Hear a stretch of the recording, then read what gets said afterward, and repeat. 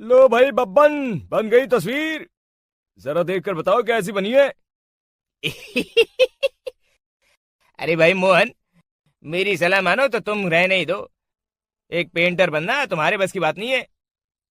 हाँ, तुमने सही कहा। मुझे भी कुछ ऐसा लगता है। खैर, आज शाम की गाड़ी से मैं शहर वापस जा रहा हूँ। कुछ जरूरी काम आ गया है। शहर से वापस आने के बाद तुमसे मिलता हूँ। मोहन अपने घर के दरवाजे पर ताला लगा देता है और वहां से चला जाता है। फिर उसी रात अचानक तेज हवाएं चलने लगती हैं। चारों तरफ डरावना माहौल बन जाता है। तभी मोहन की बनाई हुई पेंटिंग की वो औरत एक खतरनाक चुड़ैल में बदल जाती है और पेंटिंग से बाहर आ जाती है।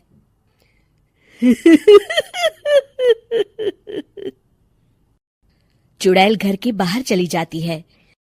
वहीं दूसरी तरफ दो चोर लाला सुखीराम के घर से चोरी करके भाग रहे होते हैं।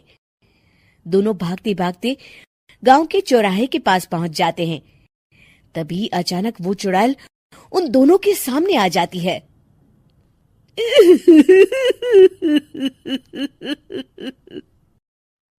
अरे मर गया रे! ये चुड़ैल कहाँ से आ गई? अरे मैंने तो तुझसे पहले ही कहा था कि आज अमावस्या की रात है। आज हमें चोरी नहीं करनी चाहिए। हाँ भाई बिल्ला, तुमने बिल्कुल सही कहा। जरा इसके दांत तो देखो, कितने बड़े हैं। चुड़ैल उन दोनों की तरफ बढ़ती है। अरे चुड़ैल दीदी, तुम चाहो तो ये सारे पैसे और जेवर ले लो, लेकिन हम दोनों को कुछ मत करना।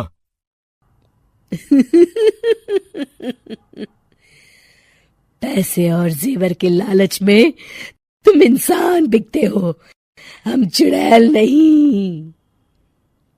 तभी चुड़ैल उन दोनों चोरों को पुतले बना देती है।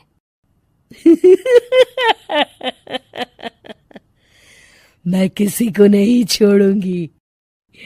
अब कोई मुझसे नहीं बच सकता।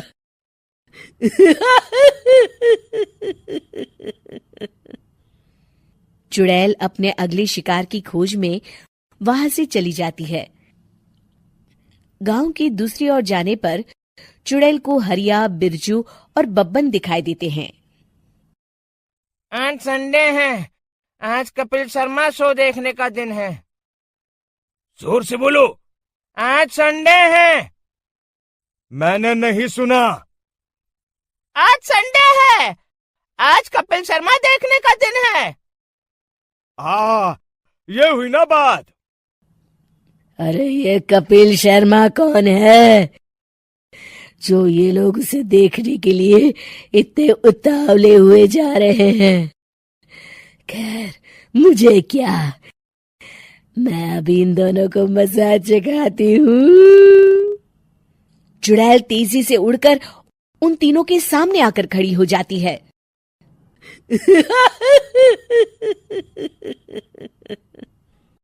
कपिल शर्मा शो बाद में देखना, पहले मुझे देख लो।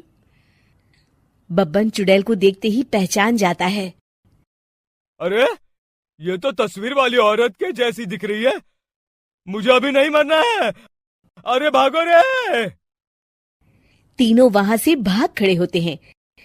बब्बन तो किसी तरह अपनी जान बचाकर वहां से भाग जाता है, लेकिन हरिया और बिरजू को चुड़ैल पकड़ लेती है और उन्हें पुतला बना देती है।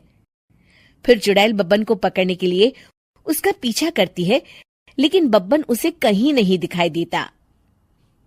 अरे वो मोटा तो बड़ा तेज भागता है, शायद उस तरफ गया होगा।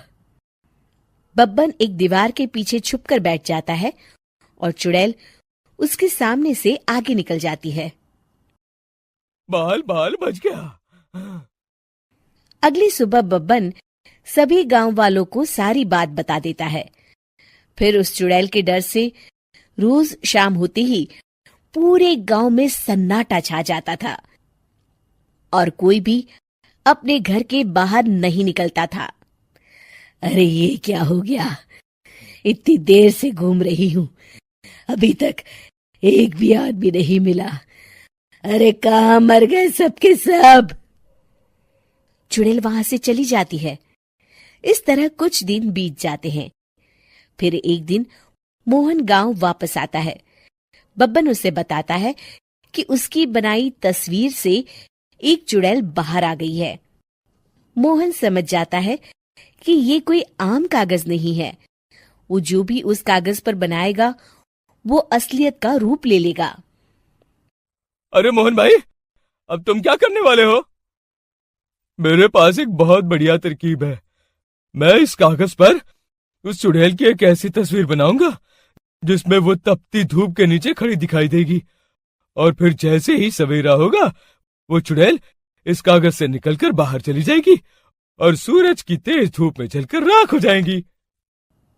मोहन बिल्कुल वैसे ही तस्वीर बना देता है और जैसे ही सवेरा होता है वो चुड़ैल कागज से निकलकर बाहर धूप में चली जाती है और सूरज की गर्मी बर्दाश्त नहीं कर पाती और जलकर राख हो जाती है।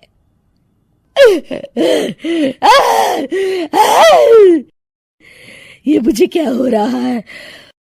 मैं सूरज की रोशनी बर्दाश्त नहीं कर सकती। मेरा पूरा शरीर जल रहा है। और इस तरह चुड़ैल के जलते ही पुतले बने सभी लोग पहले की तरह इंसान बन जाते हैं।